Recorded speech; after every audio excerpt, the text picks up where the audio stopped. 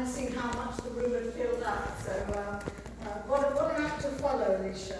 But I'll do my best. The first thing I want to say, though, is thank you so much for inviting me tonight. This is such a special night. And being here today and in this space, I feel so at home. I don't feel at home standing up and speaking to you, but just generally, I feel so at home. Feeling in a space where we understand each other, where we have, I think, probably so many shared experiences and lived experiences and struggles that we've had to sort of work through, struggles that maybe our children have had, those of us who have children, and watch them struggle through those, a bit like Alicia when you're talking about being a teacher in school. You know, I work in education, I have 40 years of experience, I'm older than 40 years of experience in education, and I see those struggles, happening with kids of colour, global majority within our schools. So to be here in this shared space is just wonderful, and to see the fantastic creativity and art is just amazing. I'm going to talk a little bit about, because I have a very, very personal sort of affinity, love, and passion, actually, is probably a better word, around the arts and creativity. Because arts and artistic expression and creativity in all their forms, they're a fundamental part of our human spirit. They transcend culture, class, and creed. And in our darkest moments, I think it is creativity, it is the arts, being able to reach into that inner self that helps us to fight back, to overcome some of the struggles that we find ourselves facing. And it's central to our ability to create, to be creative, whether this is through making and producing music, art, drama, food, whatever it might be, drink.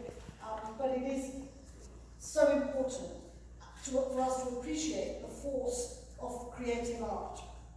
Moreover, the arts give us tools for self-expression and self-exploration, especially identity, who we are at our core in the deepest recesses of our souls.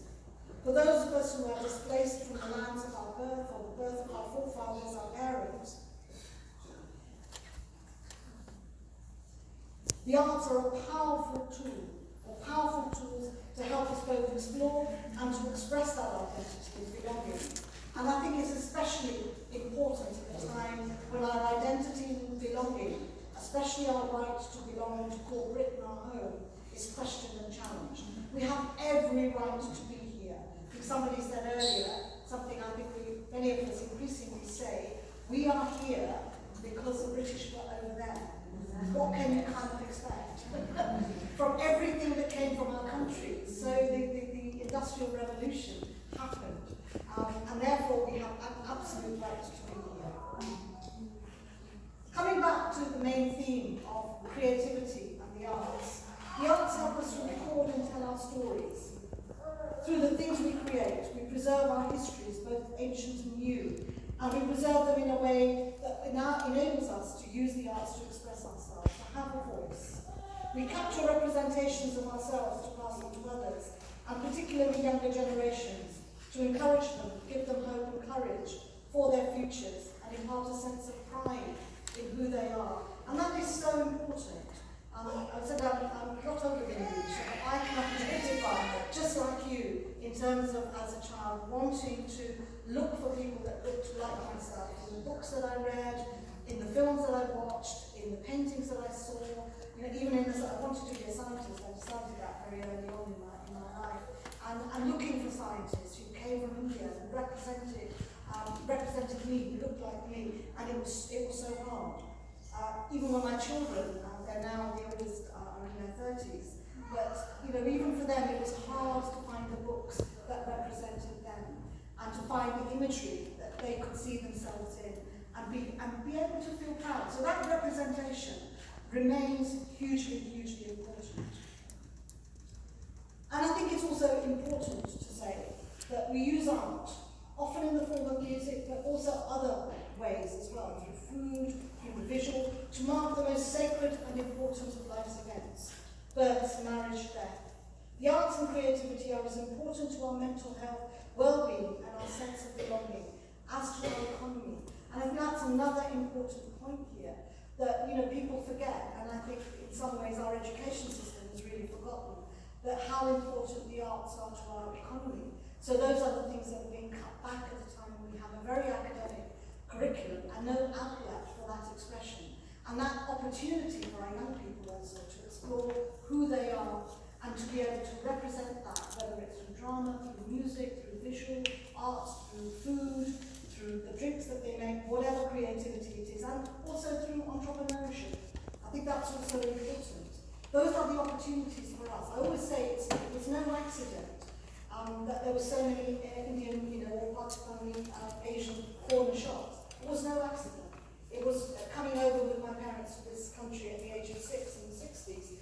It was so hard to find jobs. We were just not wanted in the workplace. So the only other way was through our own creativity, through entrepreneurship, through business. So I applaud you all. So many people here, who started to build up businesses, who've already got successful businesses. Good for you, and keep it going. I think the final thing that I just probably want to just reflect on is the idea that not only through the arts do we express ourselves, have a voice, but it gives us power. I think that's really, really important. I think more importantly, the more we explore and the deeper we go, and that means engaging with each other, having conversations, really kind of developing and going, pushing boundaries. I think that's the word I'm looking for. Pushing boundaries. That will help to push the boundaries beyond how perhaps our minds even have been colonized. And we really need to kind of look, perhaps to a certain extent, beyond ourselves. I've been fascinated about some of the things that are happening in the arts and creativity in Africa and our various African countries, where they're getting to a point where they're going beyond. They don't want to. I remember going to Benin last year, meeting with a man, working in a place called Summer City, and that's something the government set up. And he was working on a project around arts and media and filmmaking. And he was very clear, I don't want to go to Hollywood. What's there for me? There's nothing there for me. We are going beyond where Hollywood is. We're moving into different areas, different spaces. We are finding our own creativity, and it's very different. We're not going to sit here and take on board what people have done already. We're breaking new ground. And that would be kind of my big message. Let's really push this. This is fantastic. Let's keep pushing it. I know the funding landscape is really difficult, and it's something I'm trying to have influence on, to make the funding easier, particularly for the arts. But let's keep pushing those boundaries, really beyond what's already been done.